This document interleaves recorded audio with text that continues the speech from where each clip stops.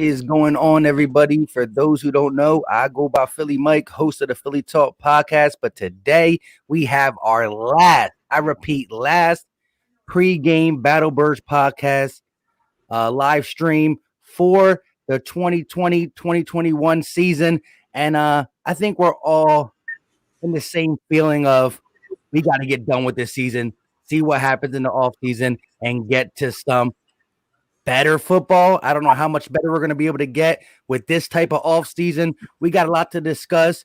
Eagles, Washington, and just the drama that surrounds Philadelphia Eagles offseason, which hasn't even started, but it already started. Go ahead, guys. Introduce yourself. Go ahead. What's going on, everybody? Steve, Gate City Sports Channel.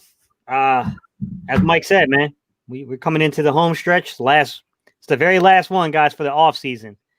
I'm about to after this live stream and after this game, I got some recoup time planned to go to Lake Norman, try to get ready for those marathons of Saturday nights that are coming up, because we all know the Battle Bird podcast Saturday is coming back, and you got to be ready for that thing. Yo, that man, what's going on? How you feeling? How's everybody doing, man? If you don't know who I am, I don't know where you've been. It's your boy Philly Fresh, aka the General, here reporting for duty, man. Shout out to all of y'all being in here. Notification gang is in here, man. I see y'all. I see you. Hey, Mr. Philly 223. I'm gonna give you a yo that. That's what I do, man. That's my signature. What's going on, man? How's everybody feeling? Hey, Ron, one more, man. I see you in here. What's going on, man? You been checking that score? I ain't gonna talk this yet, because I ain't hit double zeros, but you know what's going on, man. Shout out to my guy, Ron, one more, man. Seriously. Yo, that. All right, I'll just start us off with it. Go ahead. I forgot that Go ahead. What's the probability we win this football game? To me, it got to be low. You got 12 starting Eagles out. I think anybody that they could have a 1% chance of being out, they were like, you know what, go ahead and take the time. I mean, they made Carson Wentz a healthy scratch. Nickel Roby-Coleman, Jalen Mills had the COVID-19 thing, Miles Sanders, Fletcher, 12 Eagles not playing. We couldn't win with them. Why would we win without them? You know what I mean?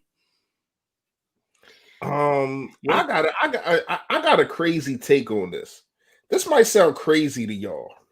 Yeah. I know, and I'm about to get to that in a minute. Give me a second, Ron. I got a crazy take on this. I got some type of weird feeling that because this is going to be Jim Schwartz's last game, he's going to send the hounds. He's going to do things that we've been asking him to do. I think he's going to have safety help. I think he's going to send blitzes. And yes, I need him to shut Gibson down. Please do that in your last game. Jim Schwartz, you have put me through so much turmoil. You put me through so much pain. So today, can you shut down Gibson for me? Pretty please, with sugar on top. But yeah, but in all seriousness, man, I got a weird feeling that we gonna win this game, man. It just it just really feels like that. So we're gonna drop from potential the 3rd to 4th or 5th pick to 11th with this win. Nah, man. But I do understand a lot of people are not playing. You know what I mean? To me, I'm still disappointed in the organization for the fact that if Jalen Hurts is going to be a future, we don't know who's going to be Carson Wentz. We done heard the speculations. And can I ask y'all a question real fast? Why is it that it's breaking news 2 weeks in a row that Carson Wentz asked for a trade? Didn't we just go through this? So why is this breaking news again? It's clickbait, y'all. Y'all got to stop falling for the clickbait, man. I don't understand it. If last week we went over this because somebody said that he offered for a trade, now all of a sudden, Carson Wentz offered for a trade. We're acting like this is deja vu. We're acting like this didn't happen. We're acting like it's Groundhog Day or something like that. We already went through this. Hey, Fresh. I was saying, if you didn't believe it the first time, stay not believing it. If you believe it the first time, then believe it. No, I get it. And and me personally, I don't have no problem with Carson Wentz saying it. But my thing is, I don't understand why we all in the uproar. I'm not saying I'm not saying Oh, y'all. yeah. I'm just saying us as Eagles Nation, we get into an uproar acting like this is breaking news or something because somebody puts it out there. Well, it got put out there last week. I just don't understand it, man. I don't get it. But to me, back to what you was asking, Gate City, I ain't gonna lie, I got this weird feeling, man, that Jim Swears is gonna try to go out with a bang. He gonna send blitzes. Darius Slay is supposed to play. I don't know who's supposed to be over there next to him. I don't know if they're gonna start the kid Jaquette again, but Mills is on the COVID list, so he ain't playing. I mean, the list goes on and on. Carson Wentz ain't even suiting up. But why in the hell, if Jalen Hurts is your guy that you want to go with, why in the hell is he even playing? Nate Sudfeld should be behind center from beginning to end.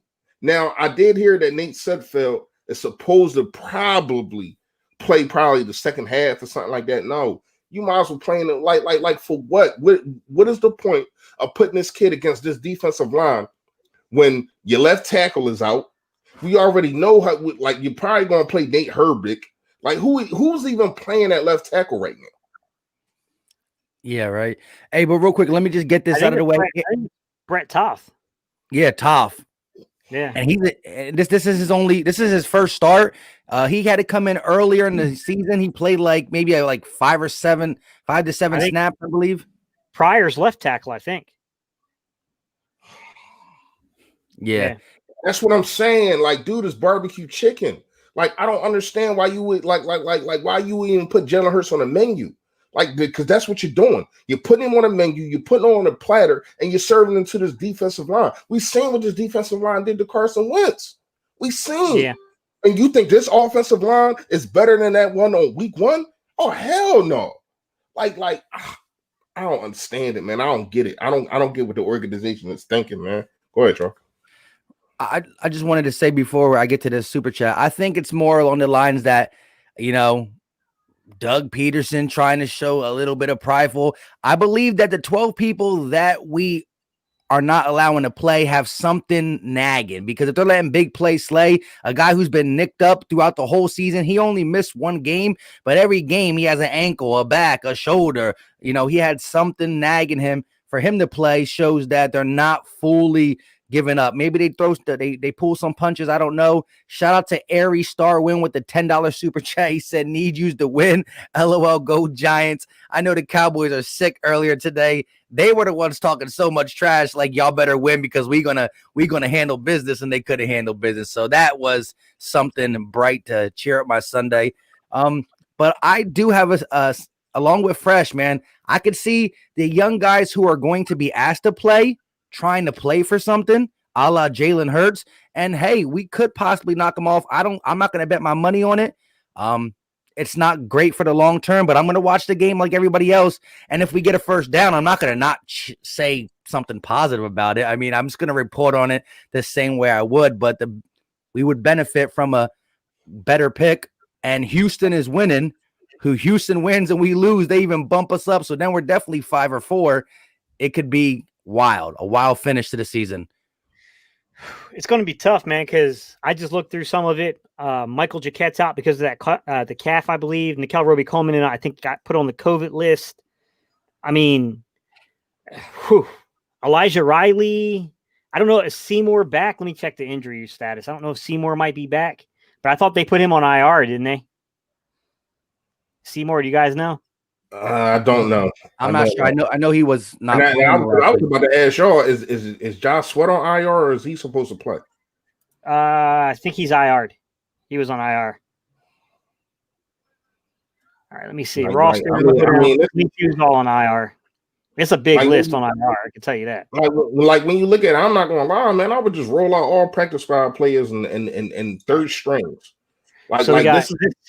This is IR, man. Bradley, Dillard, Driscoll, Gary, Craig James, Lane Johnson, Cravon LeBlanc, Avonte Maddox, Rodney McLeod, Sua Peta, Josh Perkins, Jason Peters, Hassan Ridgeway, Duke Riley, Kayvon Seymour. So, yeah, he's out. So that's another corner down. Josh Sweat and Davion Taylor. I thought Davion was coming back. I thought they activated his practice window, but maybe I thought Avonte Maddox was on IR too. Unless they activated their practice window. Huh? Because remember, you have the short. Yeah, he's still on IR according to this. It says he's still on IR. Avante. Okay. He was right after Trayvon. So what corner is going to be opposite of Slay? That's what I'm trying to find out. That's what I'm looking right now. I mean, there's Elijah Riley. Like it seemed like we don't got no corner. Like yeah, there's Elijah Riley. Yeah. You might as well. Let me see. Elijah Riley would be active for today's game. I'm trying to see. There was another one we brought up too. What the heck's the kid's name? Give me 1 second, guys. Dang, this is painstaking to get through this deep in the depth chart, man. All I do is scout, and I don't even know some of these people, bro. I'm just gonna be honest. Some of these people I've never heard of.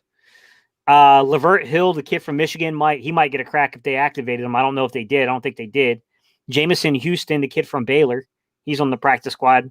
I'd have to look and see who they elevated for today.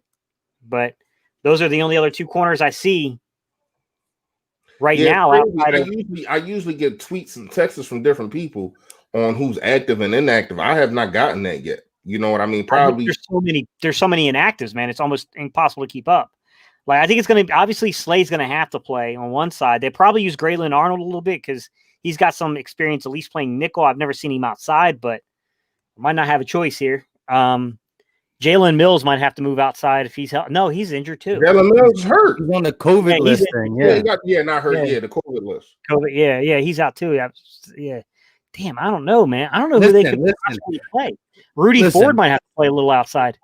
That's what I was going to say. Yeah, because Jaquette was the guy. Seymour was the guy. Nickel Roby-Coleman bounced out. Avonte Maddox, even Crevion LeBlanc, and Jalen. And everybody I name is not playing. I'm not saying they were automatically destined not to play this week, but they're just not able to play. Rudy Ford did get some slot snaps last week. I saw him in the slot getting beat.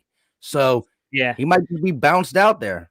I don't know if someone in the chat knows, did they activate Houston, the kid from Baylor? He's a natural corner. He could play outside. I mean, he's very similar in body build and fight and size to what we had last week. I mean, you're not going to be that big of a difference between them two. So Graylin Arnold. Yeah, Graylin Arnold though, but Graylin Arnold's more of a he's more of a nickel / safety type. He's really experienced playing on the outside, but we might not have a choice. We might not have. That's what I was gonna say. we beggars can't be choosers at this point. Rudy Ford is not exactly an outside corner. I mean, I don't know. I don't know what else we could do, to be quite honest. I mean, you can't throw the ball on this defense, bro. I don't know. Oh, they did activate Houston. Okay, yeah. So Houston will probably play outside. Like he'll probably play outside. He's got some experience out there. Yeah. So it's going to be bad, man. They should have brought Lavert Hill up too, man. I mean, we need any outside body we can get right now. I'll be honest. One player goes down, we might have linebackers out there. Or we don't even have linebackers as it is because I think Davion Taylor and Sean Bradley went down, didn't they? I thought maybe they activated Davion Taylor again. No, I think Bradley can't. I think Bradley is back, but I think Taylor was on an IR. He's been on an IR. I think they're both technically on the IR, but they activated the window on a few players earlier in the week. Bro, there's so many injuries on this team. This is almost impossible to keep up with.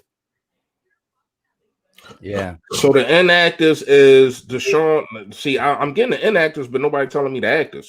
I'm getting Deshaun Jackson, Carson Wentz, Alshon Jeffrey, Miles Sanders, Michael Jaquette, Jordan Mailata, Richard Rodgers, Dallas Goedert, Fletcher Cox, and Derek Barnett. Zach Ertz should have a heck of a game. Yeah, well, I mean, nobody else is playing, so that's what I'm saying. Get all his targets, yeah. So it's going to be interesting. It'll be a lot of 11, man. No, they called up what's his name? Didn't they? Reese Hakeem Butler. Yeah, they called up. I thought they called up Hakeem Butler and the other kid, Kroom, didn't they? Yeah, I think so too. I think they called Kroom up too. You got to. You can't go into the game. You can't go into the game with just one or two tight ends. So yeah, you had to call up them. Yeah, it's gonna be a rough football game. It's gonna be a rough football game. So it's looking like a starting wide receiver. It feels like we're throwing out strike breakers out there. That's what it feels like. Like we got like the NFL season's in a strike, and we got these dudes that we pulled off of like the street somewhere. Like that's what it feels like. Yeah, I I mean, don't know, man. it feels like last year at wide receiver. I mean, it feels like 2 years ago at cornerback. This is these are things that I'm not shocking about because this is what happens to us year after year, man. I keep Yeah. saying it. 2 years ago, 2 years ago, no. Yeah, 2018, it was the cornerbacks. Last year, it was the wide receivers. This year, it's O-line and everybody else. Like I don't know. See, this game is different because I feel as though anybody that got if you got a hangnail, you probably getting benched or you probably Yeah. getting held back. You know what I mean? But I'm talking about historically the last 3 years. I don't know what it is. If it's the training staff, I don't know I don't know what it is, man. The medical staff or what? But we have to be at the top, if not the number one team with injuries, with IR players. We gotta be number one. Mm-hmm. We do, and that's the thing, though. We might not be the number one in 1 year because there was 1 year Atlanta was really bad, 1 year San Fran was really bad. But here's the thing: the teams that get injured the following year, they're either not injured or the year after they're not injured. We are a constant 3-year injury repeat, different positions, but the amount of players that go down is just ridiculous. Now look at San Fran again. The year before it was Atlanta. Now they've been decently healthy. San Fran was destroyed this year. I bet you next year San Fran comes out perfectly fine, and we somehow continue to struggle to keep guys on the field. But hey, Gate, that's for you right there. If you want to read that one. Yeah, I got you. Chris P, I appreciate you, buddy. Can't wait for you to evaluate wide receiver prospects. Well, it's coming, man. It's coming up. I'll probably do a little bit of season review mixed in with some of these prospect grades. We'll be doing receivers. We're going to be definitely defensive heavy in this one. I'm going to be definitely looking over some defensive prospects. So, secondary help, please. Yeah. Let me just read you guys something. So as I was looking up this stuff on the salary cap and I was making the videos, and I'm not even done with the salary cap, guys. I haven't even touched the surface on the information I have. But I'll give you guys something. How many linebackers do you think we have under contract for 2021? You said what? How many linebackers do you think we have under contract for 2021? None. 3. Good guess, but close, Mike. Good guess, Reese, because I would have probably thought the same thing. None. We have 4. Can any of you guys take a guess at who they are? Taylor Bradley. Very good. Oh, I didn't know we was talking about rookie contract. Okay. Well, that's why I was going to say that, and I thought maybe one more. I would say TJ. TJ is the third. And then Nathan Gary. Nope. Alex Singleton. Nope. Free agent. Oh, then Duke Riley. Nope. Free agent. Then I quit. Brown. Then I quit. No, it's not Brown. It's Joe Bacci or Bacci. Oh, come on, man. That's the 4 guys we have under contract. You guys want to take a guess at how much money these 4 guys make combined? 100,000. That's how much they worth right now. I ain't gonna lie to you. What do you think, Mike? Combined, they're probably making $2 million. A little low, but you're pretty close. $3,479,614 between 4 players. That's Jake Elliott. Bad. Jake Elliott's cap numbers $3,324,000. They're making what the kicker's making, all 4 combined. That's the cap situation for the Eagles. I don't know how else to illustrate a point other than to say that our kicker is making as much money as all 4 of our linebackers currently under contract for the next, for the 2021 season. And if you want to even go a little crazier, whoever we draft, we talked about this a little bit in the backstage. Gate was talking about it. Whoever we draft that high, if we get that top 5 pick and just say we spend it on a receiver, the receiver's going to be making on his rookie season more than all the linebackers. Yeah. It's going to be crazy. Yeah, especially if we go Micah Parsons, a top 10 pick, absolutely, he'll double the salary right there because he's going to make at least $3 million. You know what I mean? He's at least going to be pretty close to it at least. Yeah, it's bad. But like I said, so with Alex Singleton being on the free agent list and him actually being the most, productive linebacker that we had, I think when you look at everything all year, the in and out from all the other players, I think TJ Edwards has potential when he's playing, but he's been in and out. How do y'all feel about Alex Singleton, and do you think we can get him back on the cheap? Because anybody we get back has to be on the cheap. That's the thing. When people say move on from this player because he stinks, well, if you upgrade that position, the player who stink that costed you whatever Alex Singleton's going to cost, just say $800K a year. I'm just giving him that number. If you upgrade and go out and get a Corey Littleton, a free agent, well, now you're paying $5 million a year. You're $4 million a year. So you can't upgrade a position without the necessary cap space. But how do y'all feel about Alex Singleton? Would be a smart idea, in my opinion, to bring him back. There's a question in the chat that I looked up. So, question in the chat, they wanted to know, who is Joe Bacci, or Bacci, however you say this kid's name. He's from Michigan, right? Yeah, he's an undrafted rookie free agent of the Saints that was on their practice squad that we took off, and he was out of Michigan State. I was right. Yeah, I went so far as that we have another guy on our practice squad. He wasn't right. In Michigan. They Michigan State. Okay, I forgot to leave out the state, but I didn't want to cut him off. I was going to say that. I just left it at that. You know what I mean? All right, go ahead. We had another guy named Rashad Smith on the practice squad, right? He was on the Bears practice squad. He was on the Cowboys practice squad. He came out of Florida Atlantic. I never heard of this dude until this year, until we signed him. I was just curious. I'm like, yo, what are they paying this dude? $142,000. $142,000. I mean, that sounds about right for him. Yeah, for practice squad, I get it, but just think about that. That might be our fifth linebacker next year. I mean, to be straightforward, like that's the cap situation that I hate to say it, how he put us in. Yeah, but somehow I hate to say it.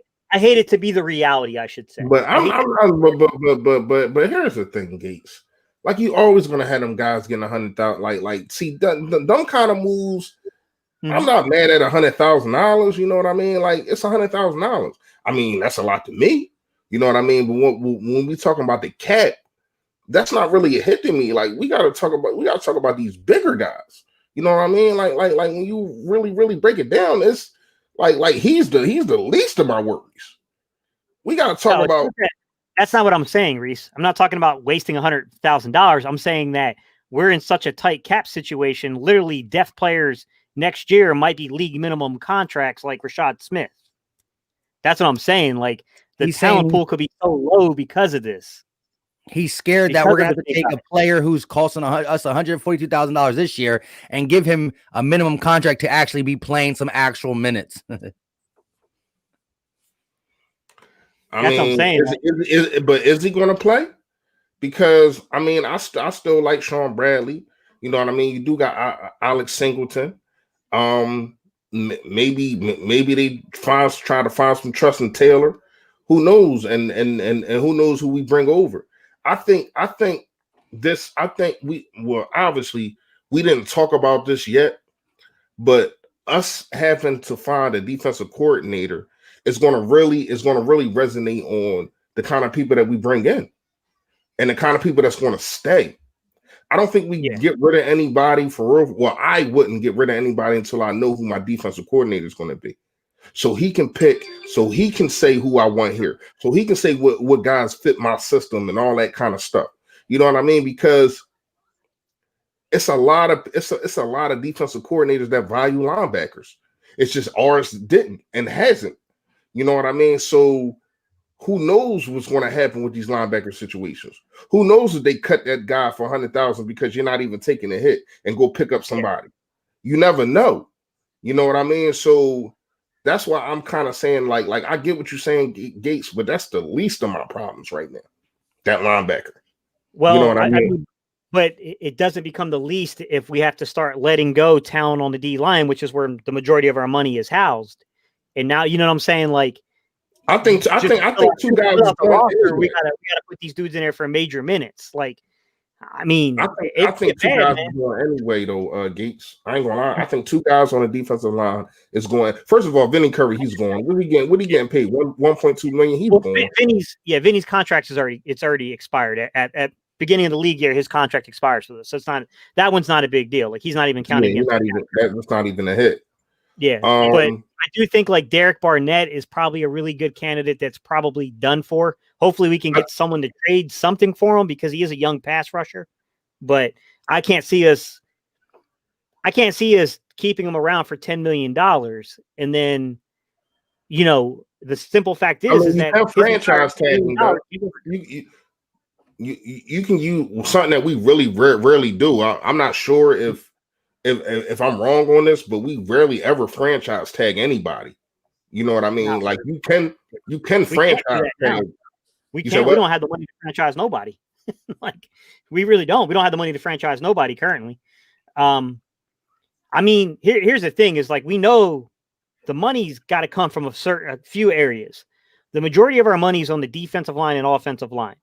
Now, in a perfect world, in a perfect world, Jason Kelce, Brandon Brooks, and Lane Johnson would step up and start trying to renegotiate those contracts for us.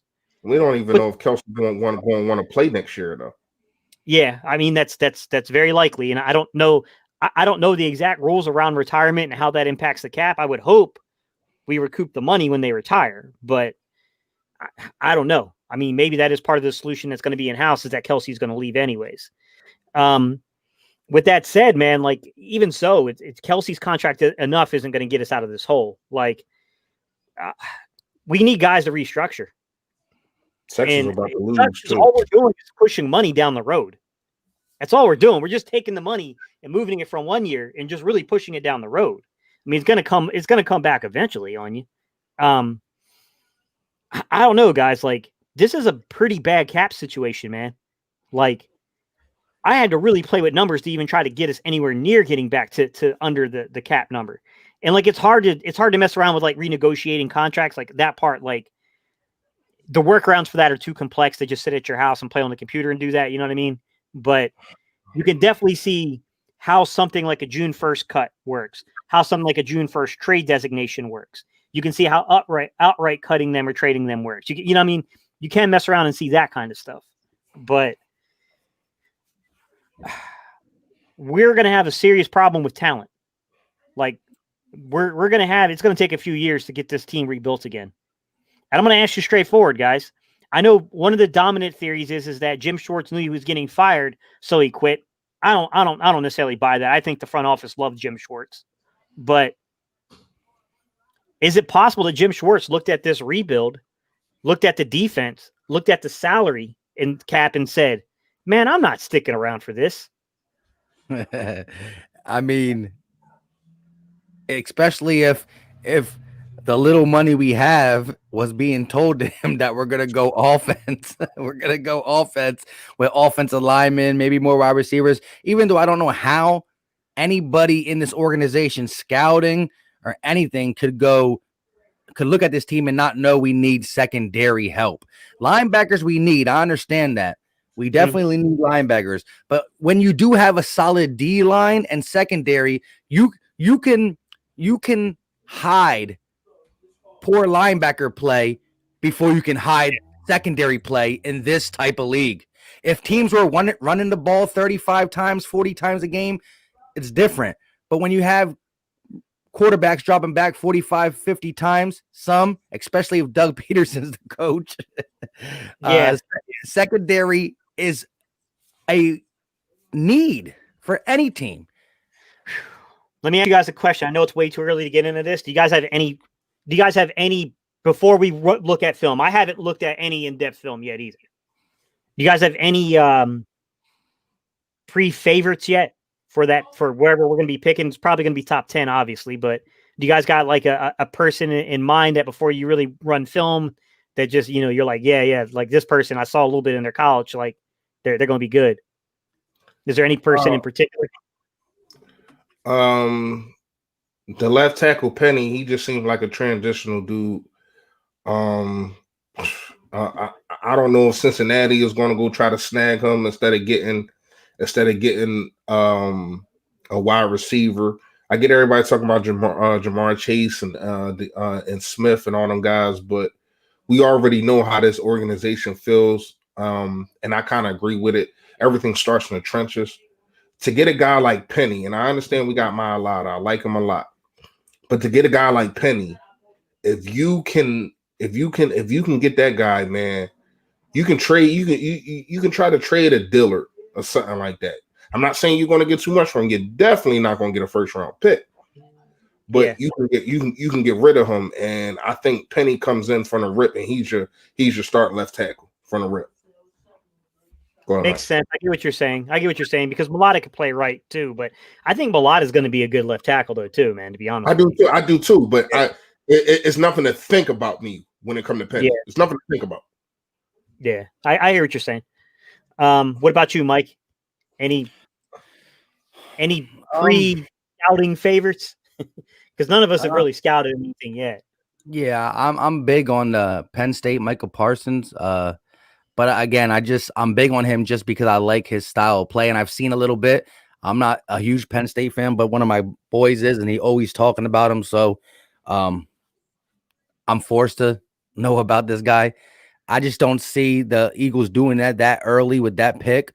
He's great talent, and I know we need linebackers, of course. I want linebacker play, but I just think that linebacker play with a horrible secondary, what are you going to do? Send them on the blitz? If you send them on the blitz, but the corners are getting beat ASAP, well, then he's just blitzing. He's not going to get past the line of scrimmage before the ball's out of their hands. If you drop him back in coverage, cool. He might be able to stick with some of the tight ends, but he's not going to be able to do the CeeDee Lambs, the Michael Gallups, and the Amari Coopers, which we saw we couldn't do last week. We couldn't do it the week before with Christian Kirk, D-Hop and them guys, Fitzgerald. So I think it's going to go down to, hey, I like what Fresh said too. You just get an offensive line piece that is just 100% golden. You don't got to worry about them. Figure the stuff out later, because that's the foundation of this football team, which we saw how bad this team could get when that's the biggest shuffle all year. Shuffling offensive line, nobody looks good. We had a okay line last year, horrible skill players. We still able to get 9 wins with poor skill players, but an offensive line that could protect halfway decent. But it's definitely, that's the guy that I know off the rip. I know the Jamar Chases, Smith, and the Surtains and the Farleys are going to be talked about too. And so I'm going I ain't gonna lie. When I look at Surtain, I don't. He's probably like a number 2. I don't think he's as good as when you look at the tape. I actually looked at tape yesterday because I talked on the phone with shout out to B1 Philly, and he was telling me that he wasn't good, and I couldn't argue with him because I didn't look at tape. I looked at tape, and when he goes against the more elite in college, he get barbecue chicken, man. And I'm not saying he can't be coached up, but to me, I don't want no more development. Like, the reason I said Penny is because I know for a fact that this dude is a stud. I don't want no guy that's iffy. I don't want no guy that you got to develop. I don't want none of that. I want somebody that's going to come in day one and have an imprint on the game, man. Have an imprint on the game. I'm talking about a major imprint, man. Because when you look at it time after time, we missed. We've been missing, man. Like Dillard, JJ, I think a Whiteside, even Rhaegar, even I like Rhaegar. But when you look at what Justin Jefferson just did this year, it's like, I can't, like, anybody that want to argue with me about Justin Jefferson, I can't argue. Look at what he just did today. Like man, passing Anquan Bolton for the most receiving yards as a rookie. Like this dude just looked like he came in ready to play. And a lot of it is coaching with Rhaegar. I get it. But I don't think we still see that from Rhaegar, even if the coaching is different, that we see from Justin Jefferson. We got to stop listening. I don't think any of our receivers stood a chance at that level of production just basically due to scheme, quarterback play, and offensive line play, to be honest. Like, these guys are getting separation. That's a really bad narrative that people are putting out there. Like, don't get me wrong, there were games this year when we were really limited and thin at receiver where we did struggle. Don't get me wrong. There were some games where we struggled to get separation, but over the last like 4 weeks or so, like that's not been the problem at all. Like, Greg Ward Jr. is actually top 12 in the league in separation. Like, people wouldn't know that, but I mean, it's true. He is. He's top 12. In terms of the draft, though, guys, my thing is if you're picking in the top 12, you should probably have your focus on 3 positions normally: quarterback, offensive line, normally a tackle, or defensive line, D tackle, DN, whatever. The one guy and it depends on where we're picking. Okay, there's the kid Pay. I don't know much about him. I know he's highly rated. I know he's the highest rated defensive lineman. I got to watch film on him before I endorse him. But the kid I have seen film on is the kid from Florida, from the University of Miami, the Rousseau kid, or Rousseau, whatever his name is. Like, that kid is a big physical kid, 6'7", like 265. Like, he's got the build to be like a really special type player. Now, you know, it's where these kids are going to stack, where they could be drafted. How much production are you going to get out of rookie defensive end? You know, that's where it gets kind of complicated there.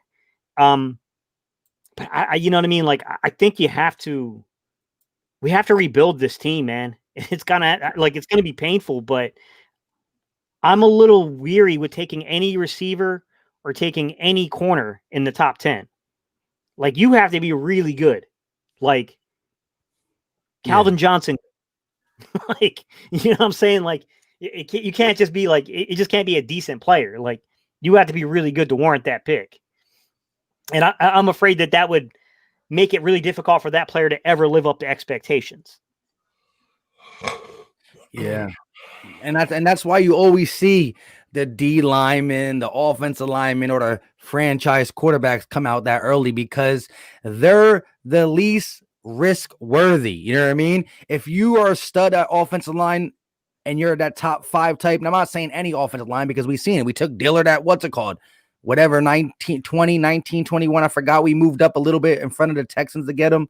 But still, when you're that top 5 pick, yeah, normally it's a quarterback, an offensive lineman, or a defensive lineman or something. But you always do have them Ray Lewis's and them Calvin Johnsons that come out and you just must grabs. I just don't know what the Eagles are going to do because of how many deficiencies we have in this team. And again, you want to get the defensive coordinator in here. You want to get the offensive coordinator and the head coach secured before you guys start making these decisions. You also want to make sure that Howie Roseman is locked in that closet that he was in with Chip Kelly, because, I mean, he was still around, but he was in the closet. He couldn't get out to find the drafting table.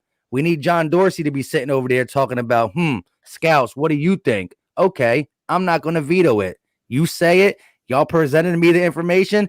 Who am I to say anything different, even though he knows he got an eye for talent himself? So let me ask you guys a question about Micah Parsons. Like, I've definitely caught a few games with him. He's definitely talented. It's hard to justify a linebacker in the top 10 because, I mean, just the impact you have to have from that position. Like, agreed. In the old game, sure. But my question would be, even if you get a Micah Parsons and he's really good and he turns out to be what everyone thinks he is, what's the likelihood? And I know this is a hard question to answer because we don't know who the D coordinator is going to be. What's the likelihood that a linebacker in our system is going to even have the ability to impact games like that? Well, here's what I can say. And after I say this, I got to get out of here, y'all. My family just texted me. I got to go. Okay. Here's what I can say, man. First of all, it's not going to be the same system. That's number one. Number two. Well, maybe.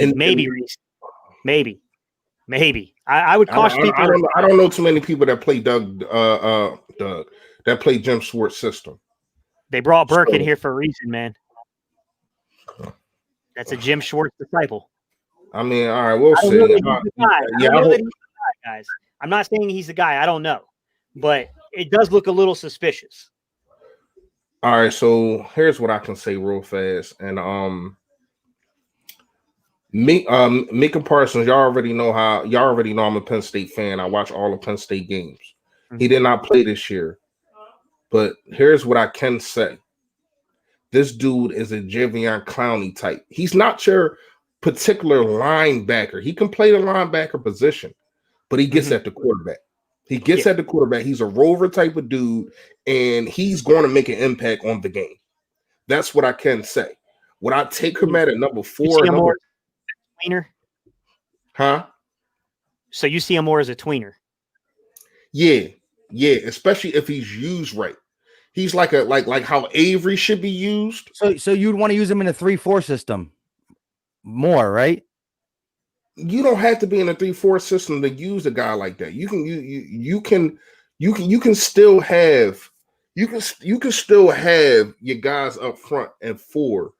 And the thing is, the system would have to be a cover one type of system, or one safety over the top, if you're going to use him like he can be used. Now he can cover, but his best attribute is getting at the quarterback.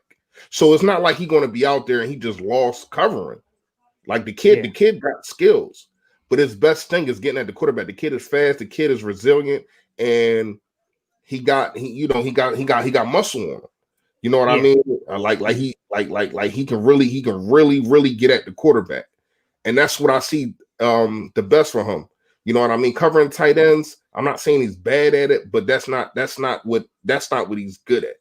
If when you turn on the tape with this kid, you're going to see him getting after the quarterback. That's what you're going to see. Mm-hmm. So I'm not saying put him at defensive line.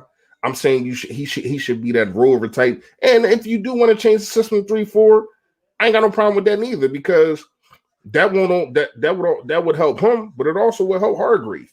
You know what I mean? Like when you really look at it, and who knows like I said, I don't know who the defensive coordinator is going to be.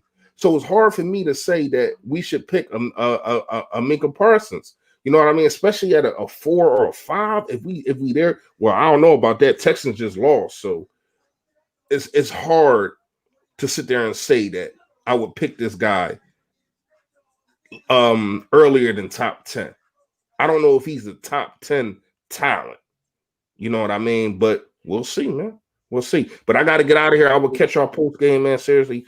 Everything, yeah. Everything is all right, man. Everything's good. I just gotta go. I just gotta go to the crib, y'all.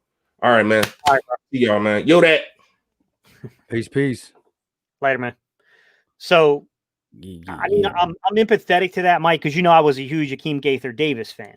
I wanted the Eagles to take Akeem Gaither-Davis because he's an in-betweener. He's a rover. He's a guy that can play safety. He can play outside linebacker, and the kid can bring pressure. He's very athletic. I thought that's a guy that could make a difference in the Eagles system. Obviously, I would have loved to have added Isaiah Simmons, but he was gone long before we were picking. Although he slid further in the draft than what people thought. Yeah.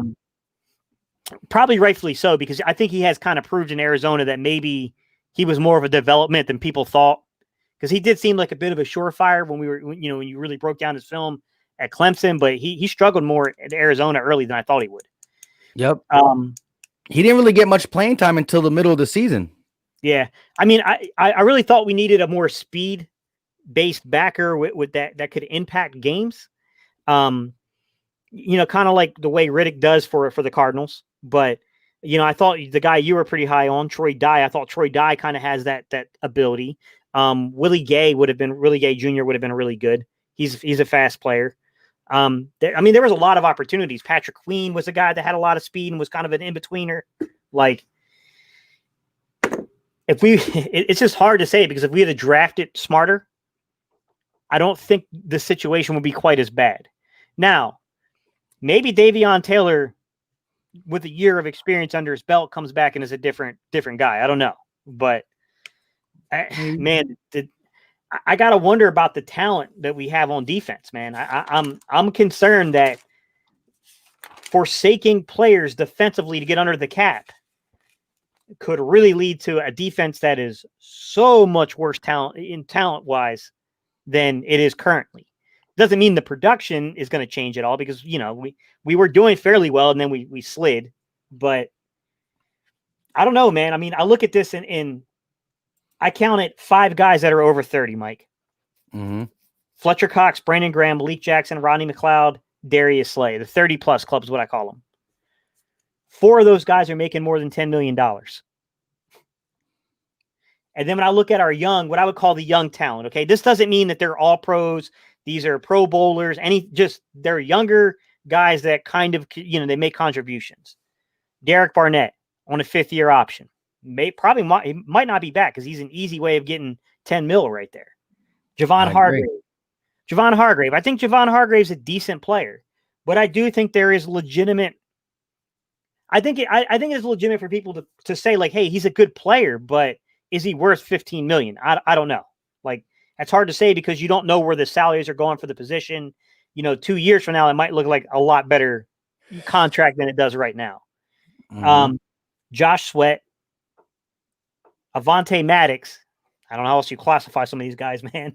And Jannard Avery. Like that's another 5 guys. Of these 5 guys, the way it works is 2 of these guys are making above 10 million. And then basically 2 of these guys are making about $1 million. Jannard Avery's making about 920,000.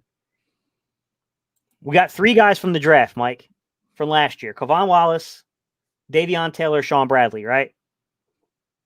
Man, we have 1, 2, 3, 4, 5, 6, 7, 8, 9, 10 undrafted rookie free agents, former practice squad members of other teams, or waiver wire claims. TJ Edwards, Craig James, Marcus Epps, Raekwon Williams, Graylin Arnold, Michael Jaquette, Elijah Raleigh, Kayvon Seymour, Joe Bacci, and then Rashad Smith that are still under contract. I'm not talking about in this game, guys. That are still under contract for 2021. That's the talent that's left on defense before we make changes. Like, yeah, scary, man. This is a scary situation. Very scary. And it just shows that, this defensive coordinator job, I was talking about, like, look, when I did that little Jim Schwartz stream, I'm under the impression that, they hired Jim Schwartz prior to getting Doug. They brought Doug, who was a offensive coordinator. I'm not saying he was great play caller or not, but he was an offensive minded coach to be a head coach. When you do that to a young coordinator, he's not young, but when a offensive coordinator, first time head coach becomes the head coach, you want to get a seasoned defensive coordinator in there because the head coach ain't really going to be able to give good advice to a young defensive coordinator. So I'm thinking with Doug Peterson being the play caller this whole time, having all this on his plate, he understands defenses, but you get a young up and coming defensive coordinator in there when he goes through the struggles, how much is Doug going to be able to guide him? I mean, you'll have coordinators, you'll have the DB coordinator, the linebacker coordinator, all that, but when you look at Doug, he looks like he needs a guy who can just run his defense, and he's going to say, go ahead and do that. He'll make the executive decisions and whatnot about the overall game, probably wrong situationally. But I would want a veteran guy, but what veteran guy is going to come in and step on this to take this defense, to put their names? The upcoming defensive coordinator could be kind of easy to get. It's like, hey, I want this opportunity. But you're not going to get like the Leslie Frazier's, possibly the Greg Williams, the Dan Quinns that come say, this is what you want me to work with? I was a head coach once, now going back to defensive coordinator. I'm not coming with this. So it comes down to, like you said, we got to see who starts getting cut. But you would want your defensive coordinator in here before you start cutting their players. Yeah. Well, and you get guys like, and I get what you're saying. The coordinator position is really important. Whoever we hire for D coordinator, it's an incredibly important position. But like, you look at a team like the Rams, man. Going into this season, if someone said that Brandon Staley was going to be as good as he's been for the Rams, I'd be like, man, you lost your mind. True. Man's an outside linebacker coach on the Denver Broncos. They got a good defense. Don't get me wrong, but that Denver team was in disarray last year. Like, and he did a good job. Man, sometimes you just got to know. You got to know the guys that are on the come up, and that's why I think a guy like D'Amico Ryans he's really risky. But when you hear people talk about D'Amico Ryans, he's talked about where is he at now? Was in San Fran. I don't know if he still is. Let me see. He was in San Fran. I don't know if he's still there or not. Let me check real quick. So he obviously was a linebacker coach, right? Yes, I believe so. Yeah. Yeah, I don't know why, but linebacker coaches seem to translate good. I don't know why. Maybe it's because the linebacker is the quarterback of the defense. Maybe it's because they understand things. But linebacker coaches, like you said, Brandon Staley, who actually listen, we played the Rams week 2 of the season. This was before the Rams were one of the top 5 defenses in the NFL. I was making fun of Brandon Staley like, hey, we got a young defensive coordinator. Let's attack him. The dude shaped up to be pretty good at his job. Yes, he got talent. He got Aaron Donald, Jalen Ramsey. He got some talent, but he's actually put these guys in better positions than Wade Phillips did. With that being said, another linebacker coach. He built a really effective scheme around the talent, though. That's the thing. Like he put a really good scheme in place around that talent. I mean, look, I definitely know. I get that there's a legitimacy for hiring Burke. He's been a D coordinator before. He knows Jim Schwartz's scheme. You don't have to go through massive personnel changes. Maybe his in-game calling could be better than Schwartz, but I don't think he's the same.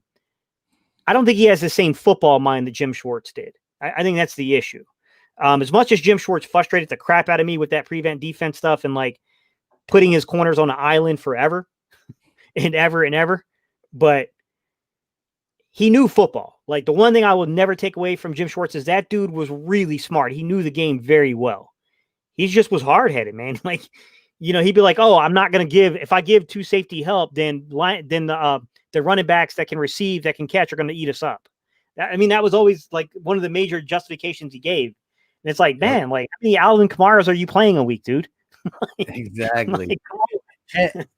And that's where we both were at for the last couple seasons. The last season that we knew each other. It was like, listen,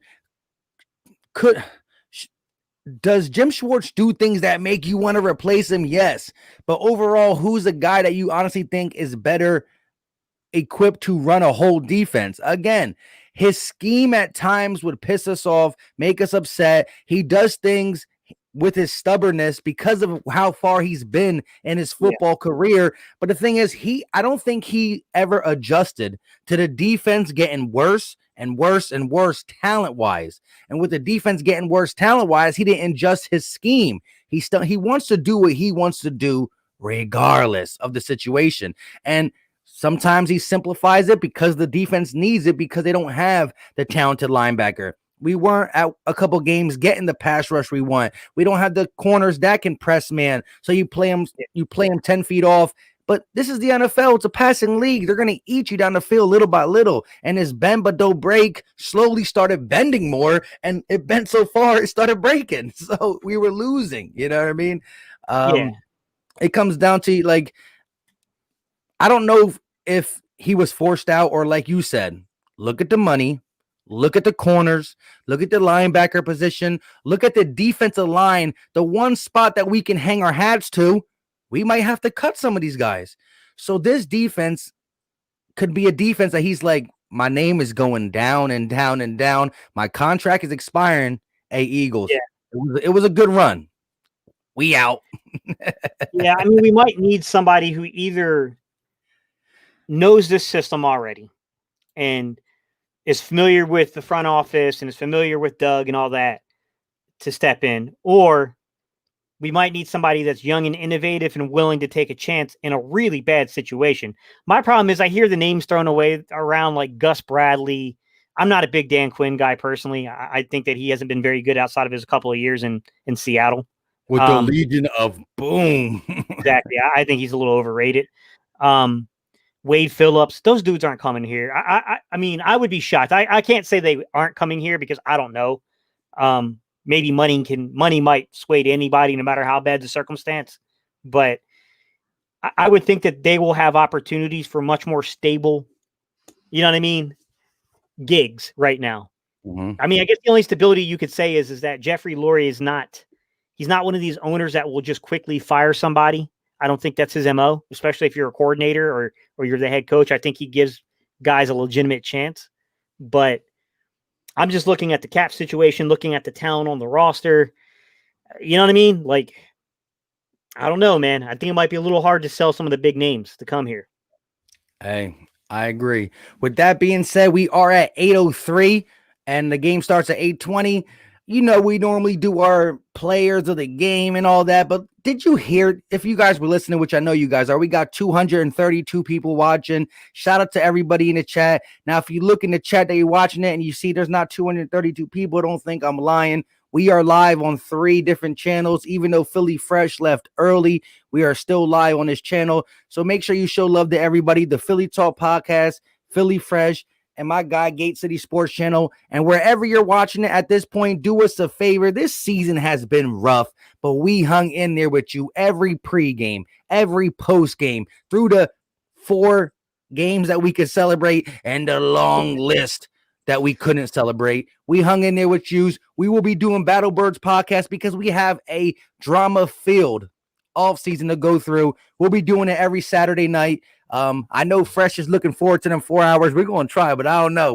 I don't know. I'm getting old, and I'm the youngest, but I'm getting old for some reason, somehow. With that being said, wherever you're watching it, this long ramble was, smash the like button for your boys. We appreciate you guys 100%. Let's go out and see what happens this game. I'm not going to give my player the game or not. I'm just going to keep it as this was all about the off season, and that's where I think the Eagles got to focus on the off season. Give your take, and we'll say our pieces. Gate, how do you feel about this game? Or do you want to give like your player the game, or you know what I mean? Is it worth it to be at this point? Who's playing? Who's going to play the whole game? Player of the game. I don't even know who's going to play the whole game. I'll say Boston Scott just because maybe he'd play the whole game. I don't know. Offensively, defensively, who's even out there? I don't even know who's out there, Mike. Defensively, exactly. I mean, Bocce? I don't know. I don't even know who's out there. It'll probably be Darius Slade defensively because that's the only name I'm confident is going to be out there. And even he's kind of dealing with some nagging injury stuff. I'm going to say this. It would be just like the Eagles to win a game they should lose. True. It would be just like us to do that. So I'm not going to say they're going to lose because something about this team, man, every time they're supposed to do something, you know what I'm saying? They do the opposite of what they should do. So I don't know, man. I don't know. I'm going to say I can't predict the Eagles losing, bro. I'm not even going to go score a prediction. I can't do it, bro. I can't do it. I can't do it. I hear you, my guy. Hey, listen. We're going to be breaking down some scouting reports on college players. I know he's going to be going through a lot more through the contract in depth. So, if your favorite Eagles leaving, he's going to tell you, make sure a box of Kim wipes or tissues next to you, but he's going to let you know who's in and out. Guys, Carson Wentz's contract's on the horizon. I'm going to break it down as best as I can, line by line. That one's coming up for review, especially since the whirlwinds are picking up about rumors here. So that's coming up. Facts. With that being said, I'm going to try to do a post game. I don't know if I can. I'll let you and Fresh know in the group text. It's going to be late, and I might have to wake up even earlier than I think tomorrow. With that being said, win or lose, higher draft pick or lower draft pick, we got to figure this out in the offseason. It's not going to be fun. It's not going to be easy. Shout out to everybody in the chat. Make sure you smash the like button wherever you're watching it. We appreciate you guys. It's free. It's easy. Get it done. Until next time, you guys know what time it is. Peace.